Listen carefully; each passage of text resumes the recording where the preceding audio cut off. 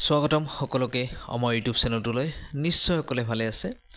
এইটো ভিডিঅ'ত আমি সিটেট ডিসেম্বৰ 2024 2000 কেণ্ডিডেটৰ ভিতৰত কিমানজন ওবিসি প্ৰাৰ্থী পাছ কৰিলে, লগতে কিমানজনে 100+ মাৰ্ক আনিলে আৰু লগতে 110 প্লাসও কিমানজনে স্কোৰ কৰিলে ওবিসিৰ প্ৰাৰ্থীয়ে, এইটো ভিডিঅ'ত আমি আলোচনা কৰিম। আৰু ইতিমধ্যে আমি 10000 কেণ্ডিডেটৰ আমি ৰিজাল্ট চাইছিলোঁ আৰু তাৰ পৰা আমি এটা কাটঅফ অনুমান কৰিব পাৰিছোঁ যে নিউ এডভাৰটাইজমেণ্টত কিমান কাটঅফ প্ৰভাৱ পেলাব পাৰে। এই বিষয়ে আপোনালোকে আমাৰ পিছৰ ভিডিঅ'বিলাকত জানিব পাৰিব। আৰু যিসকলে এইটো ভিডিঅ' চাব নিবিচাৰে তেওঁলোকে ভিডিঅ'টো স্কিপ কৰিব পাৰে। আৰু ইয়াতে আমি ওবিসি প্ৰাৰ্থী লগতে এসসি আৰু এসটি কেণ্ডিডেটৰ কিমান সংখ্যকে পাছ কৰিছে, লগতে 100+ কিমানজনে স্কোৰ কৰিছে, এইটো ভিডিঅ'ৰ জৰিয়তে আপোনালোকে জানিব পাৰিব। আৰু যিসকলে আমাৰ চেনেলটোত নতুনকৈ ভিজিট কৰিছে তেওঁলোকে যাতে আমাৰ চেনেলটো সাবস্ক্ৰাইব কৰি লয়। তেতিয়াহ'লে চাওকচোন,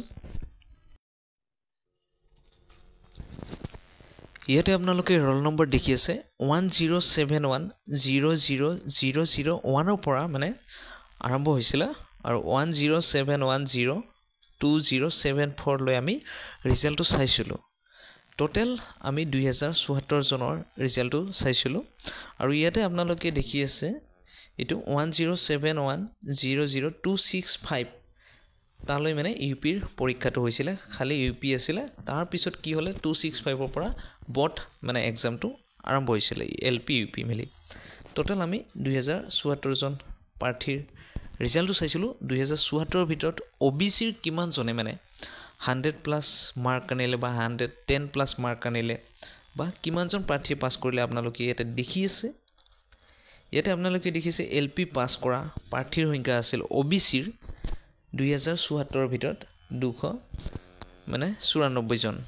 294 জন আছিল এলপি পাছ ওবিসিৰ প্ৰাৰ্থী, যোনটো 2074 ভিতৰত। তাৰপিছত আপোনালোকে দেখি আছে ইউপি পাছ কৰিছে টোটেল 75 75 জনে ইউপিত পাছ কৰিছে।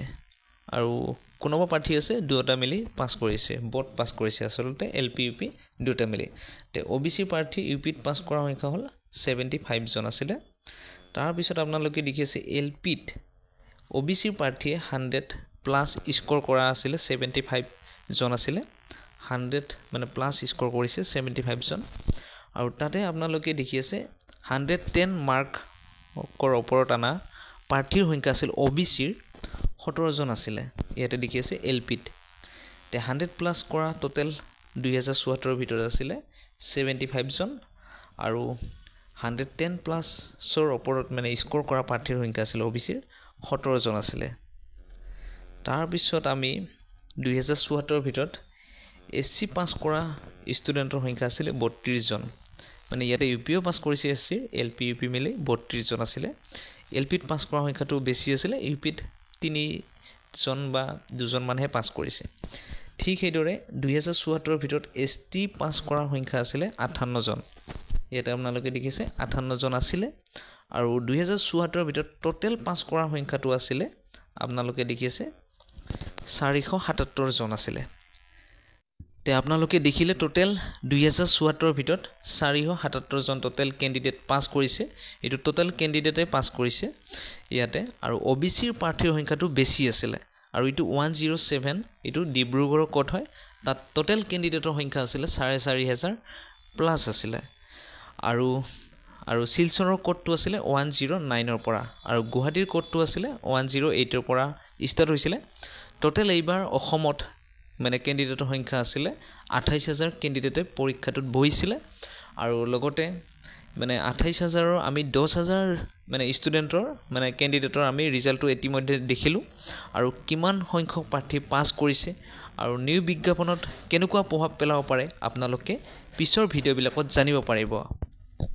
আৰু বেছিভাগ ডিব্ৰুগড়ত ওবিসি প্ৰাৰ্থীয়ে পাছ কৰিছে। আৰু আপোনালোকে পিছৰ ভিডিঅ'বিলাকত জানিব পাৰিব যে নিউ বিজ্ঞাপনত কেনেকুৱা কাটঅফৰ প্ৰভাৱ পেলাব পাৰে। আৰু যদি ভিডিঅ'টো চাই ভাল পালে তেতিয়াহ'লে লাইক, শ্বেয়াৰ আৰু আমাৰ চেনেলটো ছাবস্ক্ৰাইব কৰিব। তেতিয়াহ'লে আজিলৈ ধন্যবাদ।